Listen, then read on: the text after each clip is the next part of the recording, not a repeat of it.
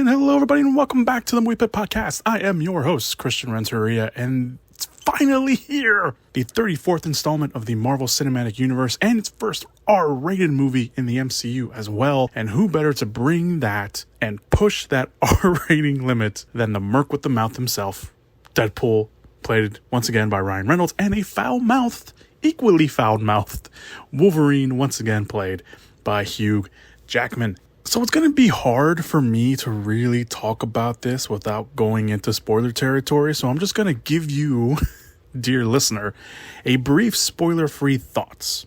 Or my brief spoiler-free thoughts, rather. And then go into full-on spoilers. You have been warned. Okay, spoiler-free thoughts on Deadpool and Wolverine. This is a bloody, violent comic book movie that feels like a road trip movie at one point. Reynolds and Jackman are such polar opposites. They are in completely different movies, and usually that would mean a bad thing for, a lot of people, but for me, I think it actually works for these characters in the movie that they're in. Is it a perfect movie? No, it is not. Does it have some issues? Yes, it does. Is it fun? Abso-fucking-lutely it is. Deadpool and Wolverine is absolutely a stamp of approval for me, based on the fun level, based on the comic bookiness of it all. Yes, it is a fan service movie. There's a lot of fan service in here. Fan service, especially for people who are not just familiar with the movies, but familiar with the personal lives of a lot of things. And I will get into that in spoiler territory. In general, and removing the nerd in me, being, as biased as possible, just based on the fun level of this movie, I still think it's a recommend. I would still give it a recommend. Rating-wise, I would still give it a recommend. So, yeah, that's my spoiler-free thoughts on the movie. Let's go into spoiler territory for Deadpool and Wolverine. I'm going to swear a lot on this podcast, by the way. Holy fucking shit. Right from the beginning of this movie, the intro with Bye Bye Bye playing, everybody's been memeing it on social media. When Deadpool beats up TVA agents with the skeleton of Logan, of Wolverine, from the movie Logan, because the events of that movie still happen, and they didn't mess with it like they said they would, we know exactly what this movie is going to be. Just immediately from the bat, obviously the last two movies could give you an idea, but with this, you kind of know also, they're not holding back. This is a Deadpool movie, for sure. I don't even know where to start. I've only, for the record, and mindfulness for anybody listening, at the time of this recording, I've only seen it once. So, I have a very good memory of the movies that I watch. Everything, is stuck up here in the mind palace of it all. So I have a very good, memory of a lot of stuff and keep a lot of it in my head. So this outline is kind of all over the place because I didn't really know how to structure this a lot. I'm just going to get the story out of the way. So, but like I was saying, I only seen this once, so I will be seeing it again because I think it deserves a second watch. But in terms of this review, if there's stuff that I missed or stuff that I left out or anything like that, obviously, even though it is a spoiler episode, I still want you guys to experience some of the stuff that's going on. Story wise, Wade, Deadpool, whichever, depending on whichever one comes out of my mouth, is looking to actually do something with his life. He knows he jokes around a little bit too much. He wants to finally be a real hero. He wants to matter. He wants to prove that he is worthy of Vanessa, once again played by Miranda Baccarin. And he thinks, of course, in his own Deadpool Wade sort of way, he can do that by joining the Avengers. And he goes to get an interview with Happy Hogan, played by Jon Favreau, our very first cameo in the movie. And he's working as a job as a car salesman or like a test driver or something. Then he works with Peter, played by Rob Delaney, and he hates it. He absolutely hates that job. And it's his birthday at the beginning of the movie, and that's when he gets kidnapped by the TVA. And we later find out it's a little rogue splinter group on their own, led by Matthew McFadden's Mr. Paradox. And Matthew McFadden, by the way, very good job here, kind of playing the kind of secondary villain, if you will, of the movie. Very, very good. Turns out Paradox is just one of our villains, like I just mentioned, and plans on destroying the universe that Wade lives in, which is the 20th Century Fox Marvel Universe, because Jackman's Wolverine, Logan, that died in Logan, as Paradox explains, is an anchor being. And an anchor being is someone in that universe, that one person in that universe, that if they die, the universe dies. Because that is the person that obviously is the anchor being, and that's the person that attaches, that is very important. Which, of course, brings up the interesting, point. And it's a very interesting, story detail overall. But it's also a very interesting point. And it's led to the questions online of who is the MCU's anchor being. Because you can make the argument that Jackman's, Wolverine, Logan, being the anchor being in the 20th Century Fox universe makes sense because he is also one of the most popular characters to come out of the 20th Century Fox, universe, reign, regime, whatever you want to call it. So if we take that logic and bring it to the MCU, who is the anchor being in the MCU? Because if you want to go with the Jackman argument, then Downey Jr. and his Tony Stark. And no, we're not going to be talking about that news because I don't have all day to record this podcast and edit that whole conversation. But Downey Jr.'s Tony Stark would probably be the anchor being because, without Iron Man, there is no MCU. But we don't know.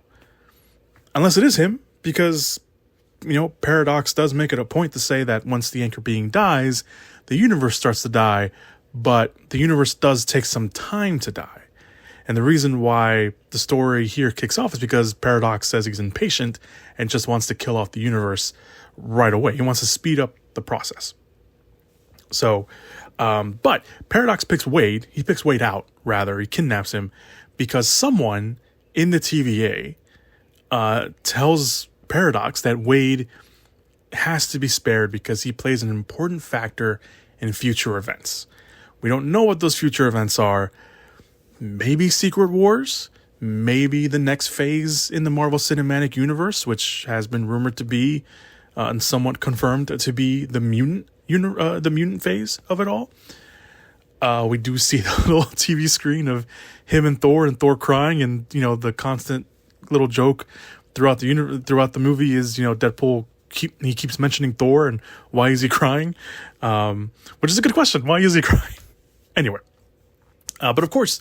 Wade, even he jokes around being like, I don't have any morals. He still says no because all his people, his core, his world, his people were going to die. They're not going to make it through. So Wade steals a portal device, a temp pad from obviously that we know what they're called because of Loki, and starts bouncing around to different universes to see different variations of Wolverine. And here's where we get, again, more of the fan servicey stuff. We get a comic book accurate height Wolverine, and it's obviously a sight gag. And yes, that is how tall Wolverine would be in the comics, and that's how tall he would have to be if you wanted a comic book accurate Wolverine. It's said as a joke, but it's also true, and it shows kind of just how ridiculous a comic book accurate size Wolverine on the big screen would be. We also see Patch, which is one of his alter egos in one of the comic book runs. We see Old Man Logan, the first appearance of Wolverine, which is the brown suit. It's not a direct representation of that brown suit because he doesn't have the red belt, but it still looks pretty damn cool on screen. And we get a cameo of the Hulk. And then Wade, calling back to the Avengers and Loki's line about how he's a god and he is, everybody's below him, and he starts saying kind of something similar to that while he calls himself, of course, Marvel Jesus. The crucified Wolverine is from one of the famous comic book cover of that. I forgot to write down which one it was, but I did recognize it, and I did see the comic book cover issue out online, but I forgot to put that on my notes. We do see the Age of Apocalypse Wolverine, which is the one where he has only one arm and the other one is all clubbed up. And probably everyone's favorite, and the one cameo that's like, wow, Henry Cavill, the Calvarine, as he's labeled in the credits, and as Wade calls him.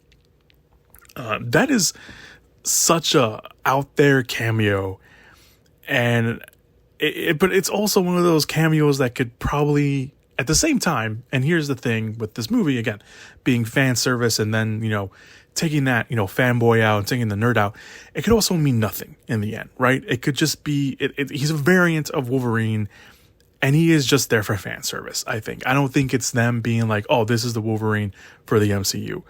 I think it's a fan service casting a la John Krasinski in his cameo in Mr. Fantastic in Doctor Strange in the Multiverse of Madness, because obviously we know that Pedro Pascal is playing Reed Richards, Mr. Fantastic, in the Fantastic Four movie. It's still a very nice, holy shit, they got Henry Cavill to play Wolverine moment, regardless of whether or not that comes true, and regardless of whether or not they show that variant again anywhere, somewhere down the line. But of course, the movie, he finally lands on the Wolverine. It is, quote unquote, the worst Wolverine, as Paradox calls him, a non-specific Wolverine who let his universe down. We find out later he let the X-Men down by walking away, basically. When the X-Men were being hunted down by humans, he kind of just let it happen and kind of walked away. And from there, he, obviously became the Wolverine killing machine, and he killed everyone responsible. And then he said he couldn't shake it, and he started just killing people left and right. And that made him, kind of one of the most hated men in his universe. And now all he does is get drunk. But Wade, being Wade, he's like, hey, here's a Wolverine. Everything's fine. You can just replace him. And Paradox says, and that's not how it works. And he ends up sending both of them to the Void. Very similar to the Wasteland in the Loki series. Obviously, it's a bit different here. It looks more of a barren landscape. Filled with random bits that, obviously we see the 20th Century Fox sign. We see a helicarrier. But the Void also serves a purpose. It serves a purpose for cameos and the fan service. Cameos and fan service galore. It is just raining cameos and fan service everywhere. The first bit, obviously, Chris Evans back as not Captain America, which Deadpool thinks it is. No, he is back as Johnny Storm, aka the Human Torch. Tyler Mane as Sabretooth from the very first X-Men movie. Aaron Stanford as Pyro from X-Men 2. And he also plays Paradox's surprise weird contact in the Void. That honestly, probably that part didn't work for me. I don't really think you needed that part, but it's there. Characters from past movies are also in there, and they're played by different people.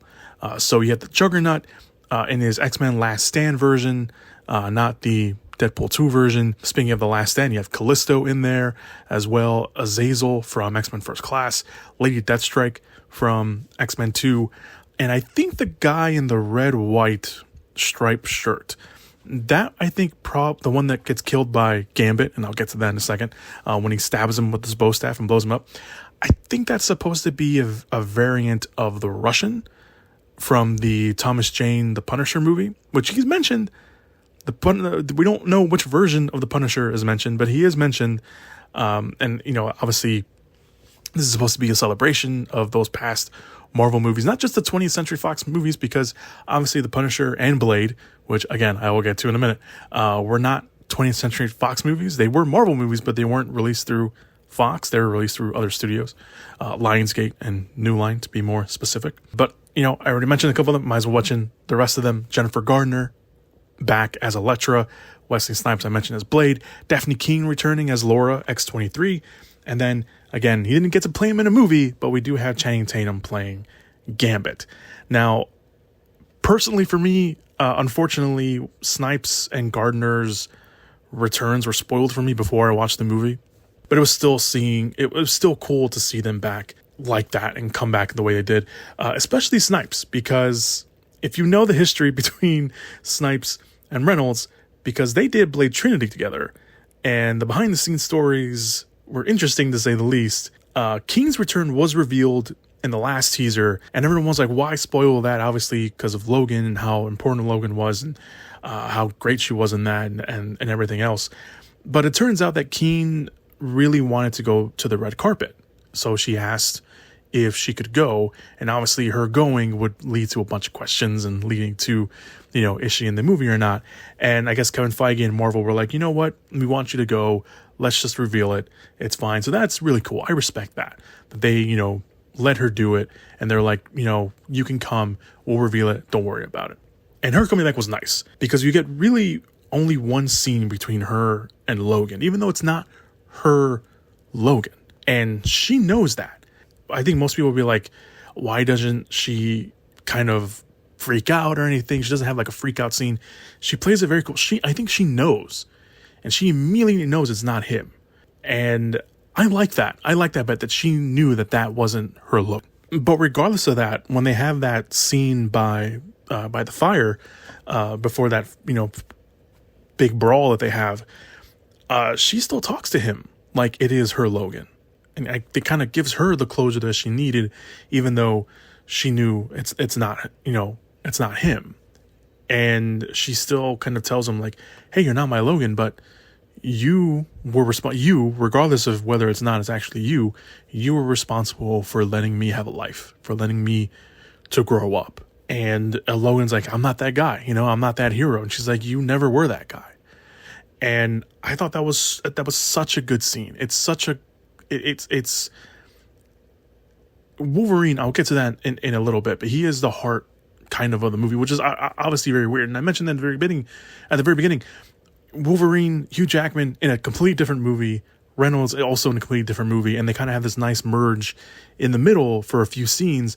This is the movie where Jackman is by himself. This is the movie where he's in a different movie entirely, but it still works. It still works, and because of that, and it's because rather of the history we know between the characters. Again, even though it's not her Logan, and I think I'm probably in the minority that's okay with her knowing that, hey, this isn't my Logan, but I'm gonna talk to him like he is, because I know I never will get that chance, especially as a grown up. I think that was really cool. Anyway, going back to the team, during the intro of the new team, Gambit mentions Punisher, Quicksilver, we don't know which version it is, and Daredevil, to which Wade says, oh, I'm sorry, to Elektra, and she's like, oh no, it's fine, because her Daredevil would probably obviously be Ben Affleck's. And of course, I think everybody knows about Affleck and Gardner, that they were together and now they're not. And obviously the Deadpool movies always make references to their own actors and to their real life stuff. And that was one. And I also like the nice little nudge that Wade gives to Jackman earlier, because he's talking, I think it's during, I think it's when they meet Nice Pool, which is also the owner of Dogpool, and he makes a subtle jab at Jackman's divorce. And then you have the Blade bit too, where Blade says, I don't like you, and then Wade says, you never did. I think that plays much more to the humor, because the humor overall is pretty solid. Not every joke works. I will admit, not every joke works. Even I can admit that. And much like the past two Deadpool movies, where, not every joke is going to work.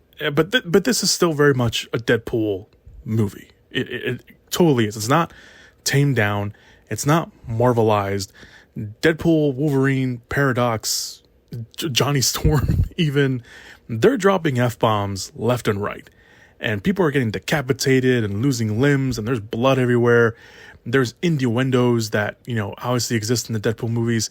It's just now sort of connected to the MCU, because this also is very much its own thing. And that humor a little bit, knowing the personal stuff will probably alienate some people. But I think if you know that, I think it just adds an extra little layer to the humor. And that's obviously, again, if you know that stuff. If you don't know that stuff, it's obviously going to go over your head. But that's just, I just wanted to mention that little tidbit before I keep going. I want to go back to the cast, because I was talking about the cast, or our returning heroes, rather. I want to talk about Gambit. Accent and all. Everything. Which, of course, got some gags and some jokes thrown at it. But Tatum finally getting to play Gambit. I remember all the Gambit stuff. I remember when Gambit was going to get his solo movie, how many times it was in development, how many multiple starts and stops, and like, oh, it's finally going to happen. And then the merger happened, the buyout happened, the Disney bought Fox, and that project pretty much went away. And I'm going to be honest, I was never really a fan of the Tatum playing Gambit. I wasn't trying to hate on a solo Gambit movie. I liked the character of Gambit. I just wasn't, at the time when this was going to go down, I wasn't a fan of Tatum. I've turned that around. I'm actually a very big fan of Tatum now. I'm supportive of him and the projects that he does, because he turned it around. I actually very much like him. I think he's very capable now. So seeing him as Gambit here, finally, with the costume and the staff and the cards and the powers and everything, I'm glad he finally got to have his moment. even if that suit kind of makes him look chunky. I don't know if it was like the suit makes him look like chunky. Like, I don't know if maybe it was like the neck garter was just too thick. But I don't know. That's all I'll say. But I finally seeing him play that character, I know it was cool for him. So I'm very happy for him. So that was, that's what I have to say about that. Before I get to our two leads, I do want to mention the action here. The action is really, really good. The opening, the multiple fights between Deadpool and Wolverine, because they don't have just one. They have multiple in here.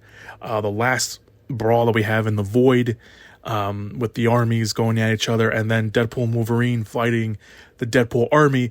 It's all really, really good for me. I'm not, and I say that because I don't want to be dismissive of Sean Levy, the director, because I never viewed Levy as an action director. But with this, The Atom Project, and Free Guy, obviously all movies that he's worked with Reynolds in, or that Reynolds has been in, he has shown in the action sequences that he can do it. He also did Real Steel with Jackman, which is a nice little connection there. I kind of actually forgot about that, which also had some very decent action scenes. But I guess I always thought of Levy as the Night at the Museum guy, as the kind of romantic comedy guy. And I just, I'll apologize to Levy right here thinking that, because he knows how to direct action very, very well. And obviously, of course, credit to the stunt and fight choreography team as well for putting these scenes together, because they're all very, very good. All right, let's finally talk about our stars. Let's talk about Jackman. Let's talk about, first, Ryan Reynolds. Reynolds, he's Deadpool. He's our Wade Wilson, whether you like it or not, whether you like Reynolds in general or not. I know there's some people out there that just don't like Ryan Reynolds at all. That's fine. But he understands his character. He likes his character. He's wanted to play this character. And when he played the bastardized version of him in X-Men Wolverine's or X-Men Origins Wolverine, he wanted to do the right by the fans. And he pushed and he fought for a solo Deadpool movie, because everyone at the time, fans of Deadpool, knew he can probably have his own movie. And look at where we're at now. Look how successful this franchise is. And yeah, I mean, he plays, this is his third time playing, Deadpool. He knows it. He can play this character in his sleep, but he doesn't. He still puts a lot of effort into it. And I guess I can understand the Reynolds hate, but at the same time, like, how can you hate him for being this character? Because this is Deadpool, and he is Deadpool. Jackman, on the other hand, 20 plus years as Wolverine, Logan, he always nails it. He nails it again here. Aside from dropping F-bombs and being extremely aggressive, Jackman always finds a way to really kind of always make us root for Wolverine. Yeah, we're going to root for him anyway, but he always finds a way to make us really root for him in other ways and make us feel for him.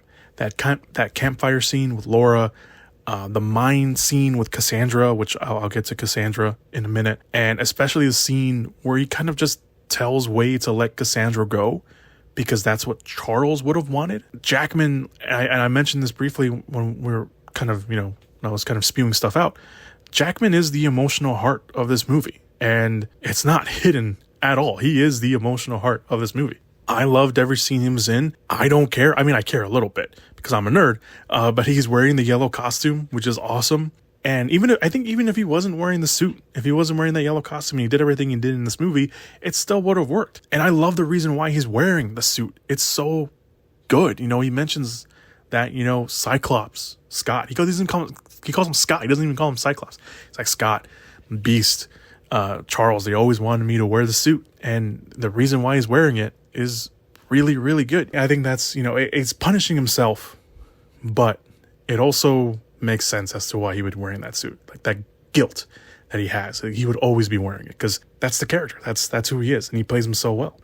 Reynolds gets outshined by Jackman in this movie, but I think we all knew that was going to happen. It was going to happen whether we liked it or not, because they are such polar opposites, but Jackman always has and has always had that roughness to him. And we see that roughness even more because he's been playing the character for 20 plus years. He knows the ins and outs of this character. But that scene in the minivan, right before they start fighting to You're the One That I Want by Grease, or from the movie Grease, Wolverine lays it on so thick on Wade. That scene where he's just talking him down it is so like, and there's like this like just like roughness to his voice, to Wolverine's voice. You could feel that emotion. You just felt it, and it's kind of the first time that we see in the in the two movies that we've seen him in. Deadpool doesn't know what to say. He's quiet. Someone finally shuts him up, and then he says, "I'm gonna fight you," and then they start fighting, and it's such a good scene. Like just that in general, like that.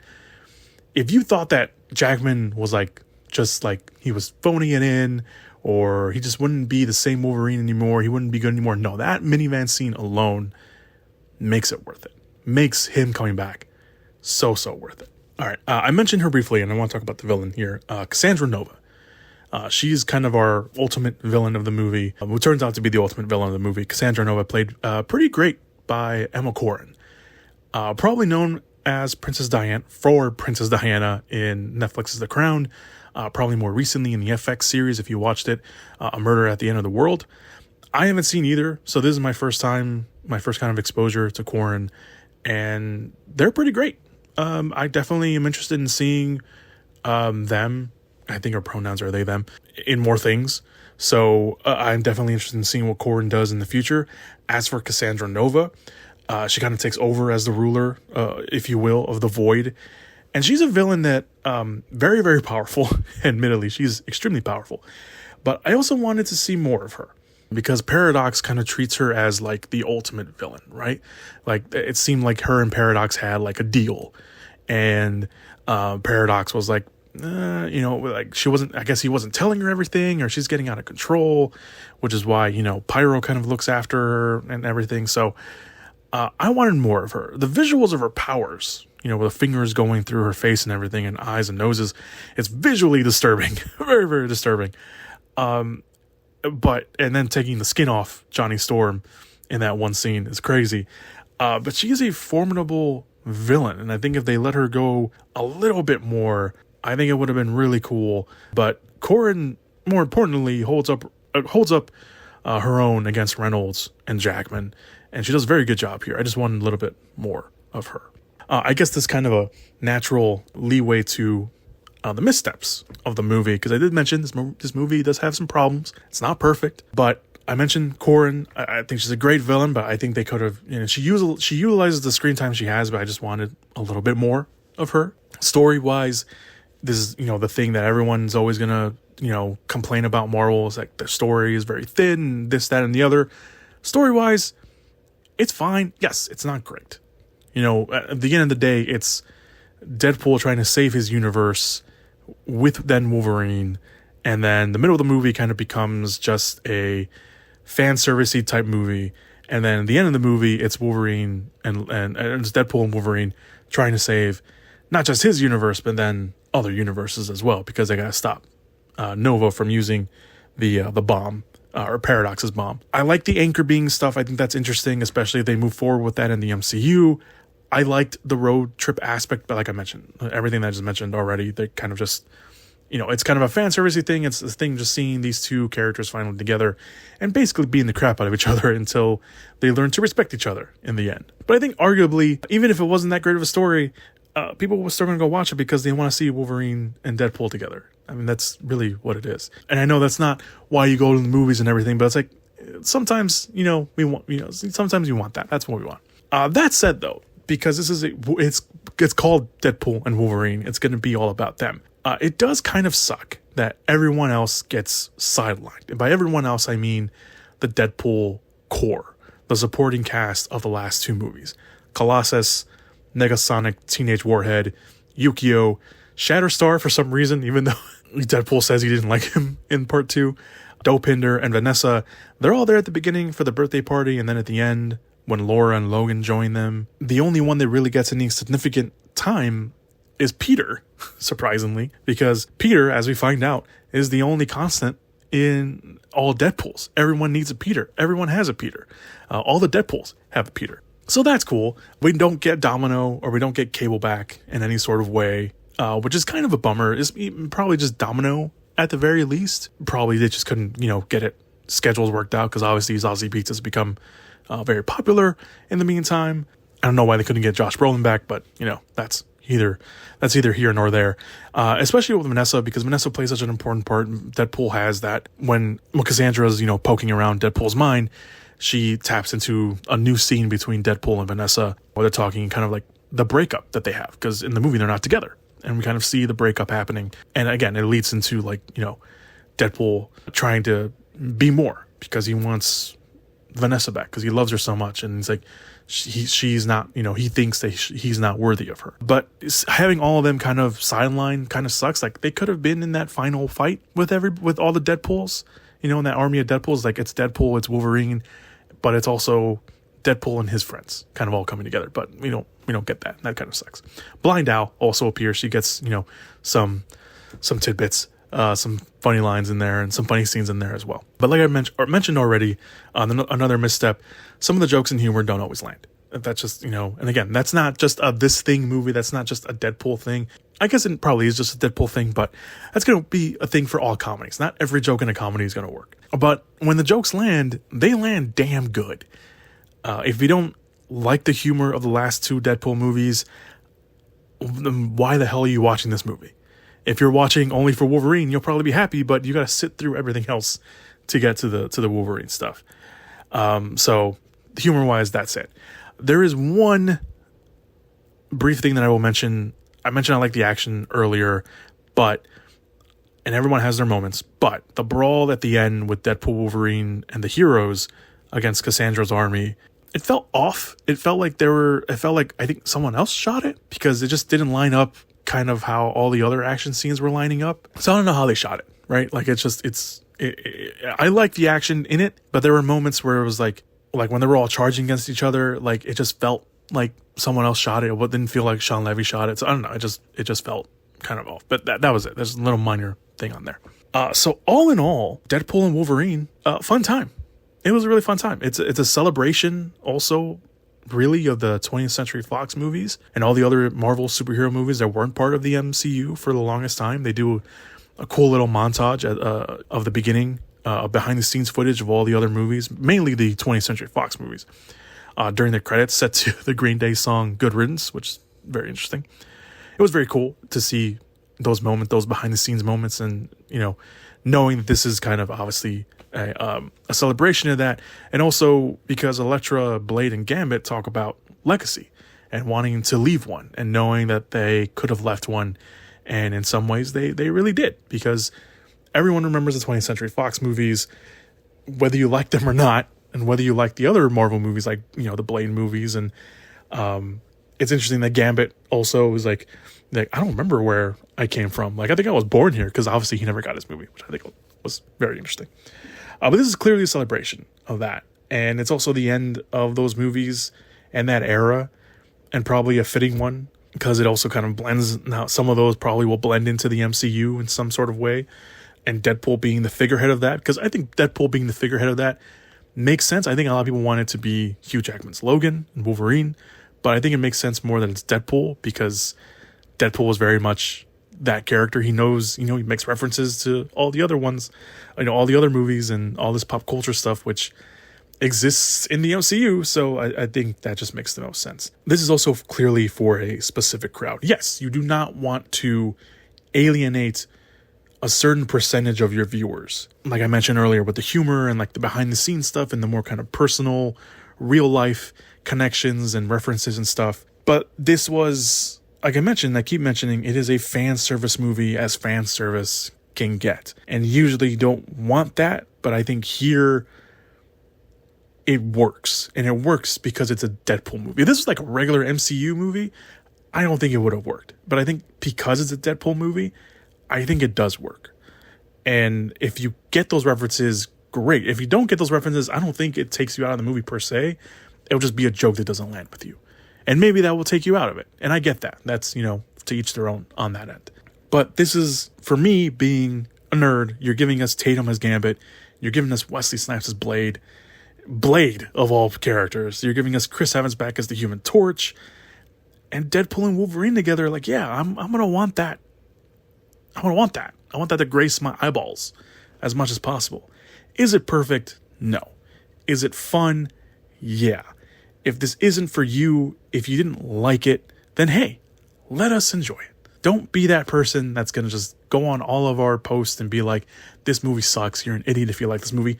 Let us enjoy it. If you're one of those people that went to go watch this movie having not liked or hated the last Deadpool movies, what in the blue hell made you want to go watch this one? And what in the blue hell made you think you were going to like it in general? If you're one of those people who knew the line, I'm Marvel Jesus, and that was going to, irritate you and make you go on social media and be like, this movie is the devil. Hey, there's another movie about the devil in theaters if you want to go bitch about that one. It's called Longlegs. Did an episode on that one if you want to go check that out. Anyway, I like Deadpool Wolverine. I don't know why.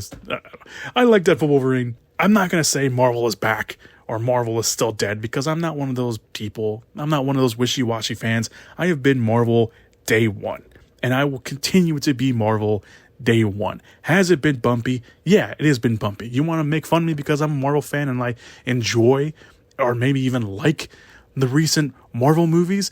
Go right ahead. I don't care. You can go be over there in your corner with all the other people who just, don't like stuff anymore and are just too critical of stuff. Like, I get it. Criticalness, it works. I told you, this is not a perfect movie. I gushed all over this movie, and I know it's still not perfect. I do. But I'm also not going to be like, oh, you're an idiot if you didn't like this movie. Like, no, that's just dumb. Anyway, it's fun. I liked it. It's for me. And it's for a bunch of other people who have also liked this movie very, very much. It's also very successful at the box office. So, there's that. So yeah, that's it. That's my reactions to Deadpool and Wolverine. Thank you very much for listening to this podcast. I very much appreciate it. I know there's a lot of things I didn't mention on here, and I think most of that is because I only watched the movie once. And I think once I watch it again, I'll have a lot more thoughts on it. But I'll put those up on the social medias. Links are all down below. And a bunch of other stuff down there. Links to the other platforms where we are. So listening to the podcast. And yeah, that's it. Thank you guys so much for listening to this podcast. Let me know what you thought of Deadpool Wolverine. If we're just going to be all negative about it, I don't want to hear it. I mean, I'll hear it if you're, constructive and, and respectful. But if you're just going to call me sad and a loser, like, I don't want to hear that. I don't care. Go, complain about it somewhere else. All right. That's it. Thank you guys so much for listening. I will catch you guys on the next time. As always, be good people and go watch some movies.